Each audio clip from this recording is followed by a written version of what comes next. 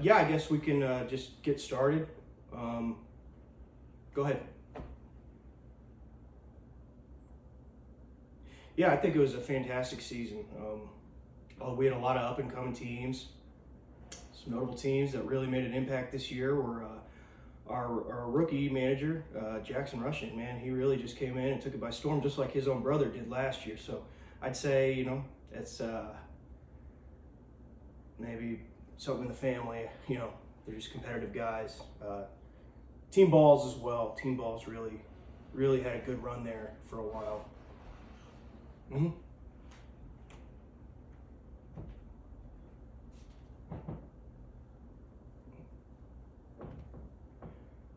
Yeah, I do.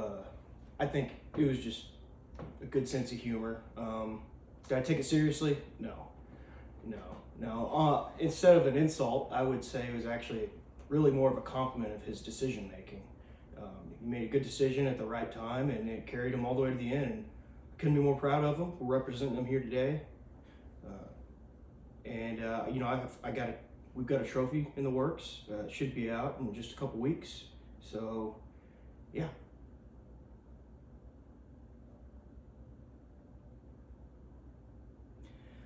I mean, I would certainly be open to that. If anyone wants to put their name in the hat, sure. I'm not sure if anyone really wants to do this. I'm sure they're capable, but it just takes a lot of work. You've got to not just be a good communicator, but you got to be willing to communicate. And a lot of managers have a lot of stuff going on, and just there's a lot of different things you got to do. Like I said, you got to communicate. Second, you got to handle finances, and you got to handle finances well.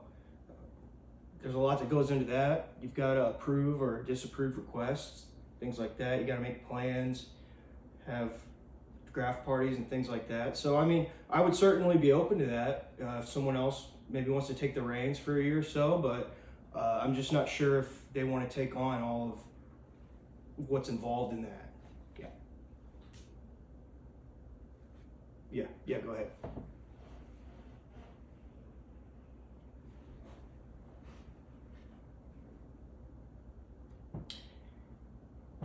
For sure. I mean, the definition of psychopathy is thinking something's going to change or wanting something to change, but you continue to do the same thing over and over. And the way that translates to this is if you're not winning, you got to make a change.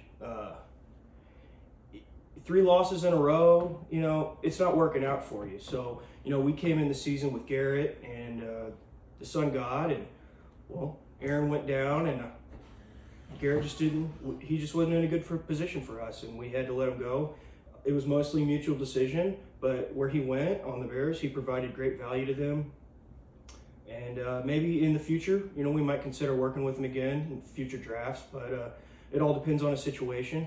So, yeah, Austin went down week 1. We had Aaron Jones, he went down week 1. We had to overcome a lot of adversity. Obviously, we started off that game hot, first game of the year, but we faced 3 losses right after that. And, I knew we had to make some changes because, like I said, if you're not winning, something's got to change. No, not at all. I think it's actually helps us stay more engaged in the game because, at that point, if you're always checking your app, you're always evaluating your players, communicating with other teams about certain players' values. I think it's a fundamental part of the game, and especially if you need to make a change, a good trade can really shake up your team. And when we saw what happened with the current year's champion, he made a great trade, excellent decision making. He made it when he needed to, and look where it took him.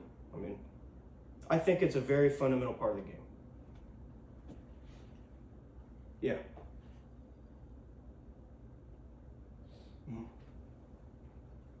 Well, before I answer that, I'd like to take a second to talk about our sponsors here. So, vitamin water, I love it. When I'm down on my electrolytes, it really helps fuel me up so I can keep going. And they have a lot of excellent flavors. We have the acai XXX flavor right here. This is my wife's favorite. I'm a dragon fruit kind of guy. Yeah. yeah. I'd also like to thank Skull Sniss Mint. When I'm feeling a little shaky and I have a hard time focusing, it really helps keep me in the zone.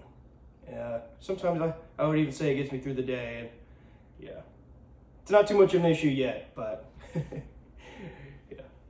And then hot Cheetos. I love flaming hot Cheetos, especially on those late nights when you're wanting to snack.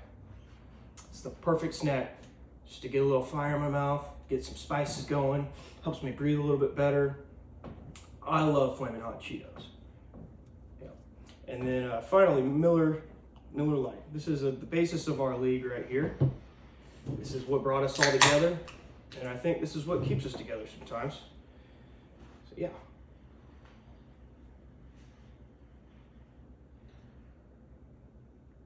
Right, yeah, back to your question. Sorry about that. So, this year, we're doing 3 keepers, right? We had an issue last year where we set our keeper deadline too late, and I, as the commissioner, was the only one that was able to know whose keepers were whose. And I think if we set the keeper select date at an earlier time in the year, we'll all be able to stay informed on who everyone's keepers are and then strategize accordingly. Yeah. I'm thinking maybe a little bit after the Super Bowl. You know, that might be a controversial decision. However, this game's about decisions. You got to make a decision. You got to live with it. Just like a draft day, even though you can make trades, you can alter the rules if you need to. But I think an earlier keeper lock date would be more beneficial for us to strategize throughout the summer and as moves are going on. Hey, if a player goes down or a player gets traded, it's just the name of the game. I mean, that happens during the season and no one's there to change that. So I just think having a solid keeper lock date would be very, very beneficial. Yeah. Earlier in the season. Earlier, I guess, sooner past the end of the season as opposed to closer to the draft day. Good? Okay.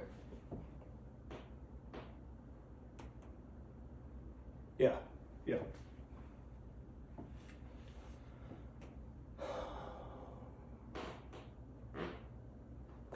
Yeah, like I said, Garrett, he came in hot. We really thought that he was going to be a big part of our offense, but like I said, once Aaron went down, that changed the whole dynamic of his performance. So I just think it was a better decision to move on.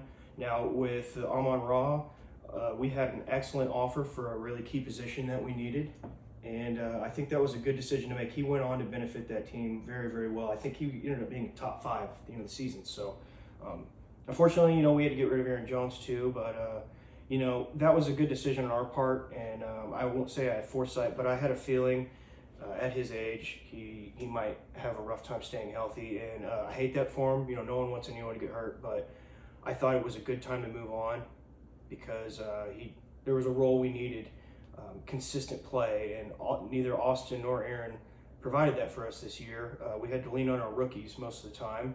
Shout out to Devon Achan. He's going to be one of our keepers for next year. And Roshan, he's got a lot of development to do, but I think he's well on his way to being a staple member of any offense. Yeah. I mean, come on, we're grown men here. We're grown men.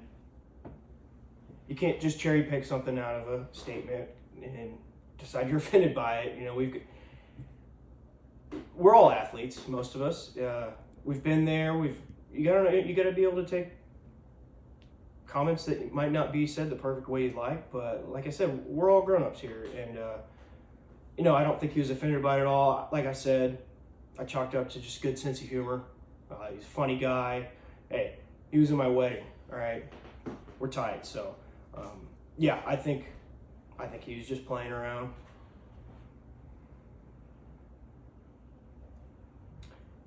So I don't see any rule changes coming except for the extra keeper.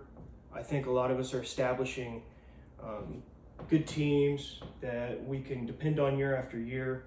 However, though, if you are keeping the same player 2 years in a row, they will move up to the top of your draft. So say you got a player last year in the 9th round, and then you were able to get him this year in the 9th round as well.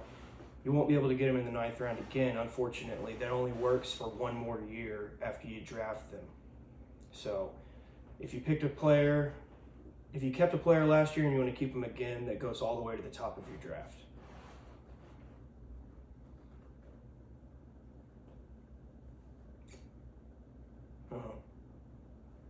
Yeah. I mean, no. This is probably the most competitive we've been. I don't see us making any owner changes. I don't really see anyone retiring, leaving the league. We're at our most competitive we've ever been, the most involved we've ever been. Obviously, we all know each other, and yeah.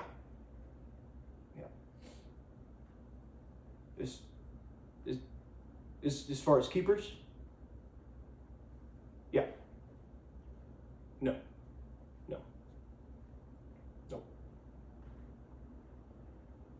All right.